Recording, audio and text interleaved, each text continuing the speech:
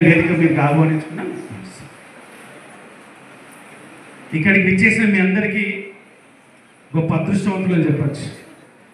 ఎందుకంటే ఒక వేదిక మీద మనం పర్ఫార్మెన్స్ చేయాలంటే వేదిక దొరకదు మనకు, చూడడానికి అక్కడ శ్రోతలు ఉండరు. కానీ ఈరోజు వేదిక మీద పెద్దవాళ్ళు ఉన్నారు, ముందు మీరున్నారు. అందరికంటే పెద్దవాడు పైన ఆ వేదిక మీద ఉన్న స్వామి వివేకానందకు ఒకసారి గట్టిగా చప్పట్లతో ఆయన వల్ల ఈరోజు భారతదేశం ప్రపంచంలోనే జగద్గురువుగా వెలుగొందడానికి కారణం కాగలిగిన వ్యక్తి. బ్రహ్మచారిగా ఉంటూ 39 సంవత్సరాలకే మరణిస్తానని తెలిసిన ఈ భరతమాతని ప్రపంచంలోనే జగద్గురువుగా ఎట్లా నిలపాలని రాత్రింబవళ్ళు కలలుగని తన జీవితాన్ని సర్వస్వం ఈ దేశం కోసం త్యాగం చేసిన మహామనీషి.